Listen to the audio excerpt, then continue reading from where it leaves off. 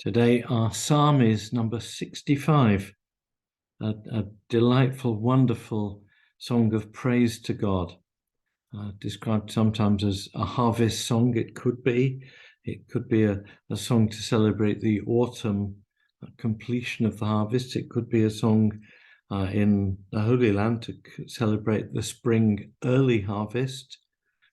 It could be a song of victory, or a song of just delight in God and who he is and what he does. Three parts are been wonderfully described by one of the writers on this as God's grace, God's might, and God's bounty. The three parts of the psalm, and that works for me. Part 1, verses 1 to 4, God's grace. Praise is due to you, O God, in Zion, and to you shall vows be performed, O you who answer prayer. To you all flesh shall come, when deeds of iniquity overwhelm us. You forgive our transgressions. Happy are those whom you choose and bring near to live in your courts. We shall be satisfied with the goodness of your house, your holy temple. Well, God is to be praised because he answers prayer, and because he forgives sins, and because he brings us near to live with him in his house. That's pretty much the gospel, isn't it? He answers prayer, he forgives sins, and he brings us to be part of his family, his household. That's the God of grace. And verse 5, by awesome deeds you answer us with deliverance, O God of our salvation. You are the hope of all the ends of the earth and of the farthest seas. By your strength you establish the mountains. You are girded with might. You silence the roaring of the seas, the roaring of their waves, the tumult of the peoples. Those who live at earth's farthest bounds are awed by your signs. You make the gateways of the morning and the evening shout for joy. This is God who's Lord over all creation.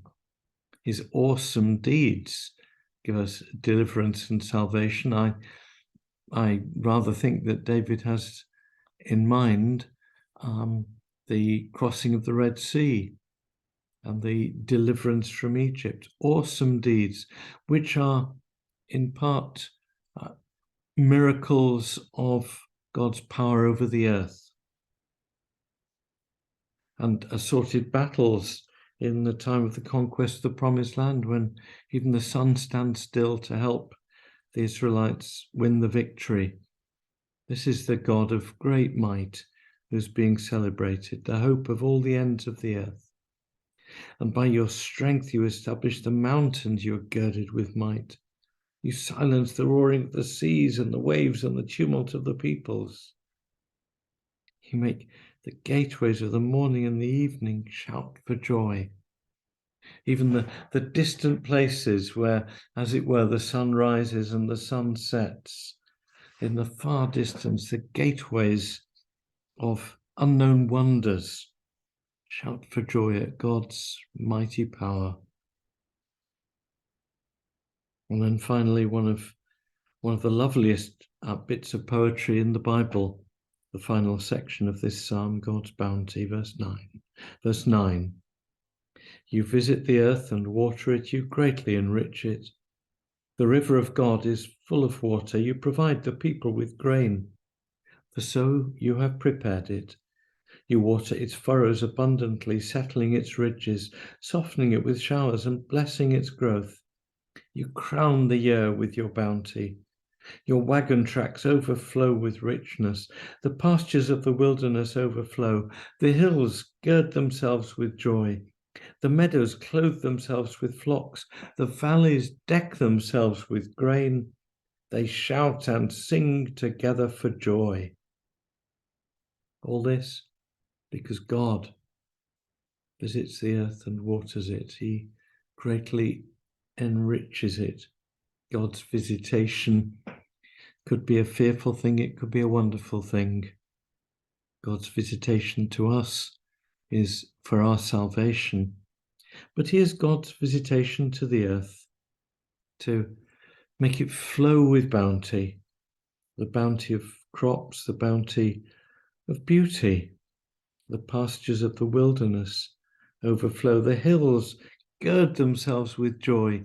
Bounty for no other reason than to bless the hills and bless the earth and make them feel good at the clothing that God gives them, the plants, the trees. The valleys deck themselves with grain.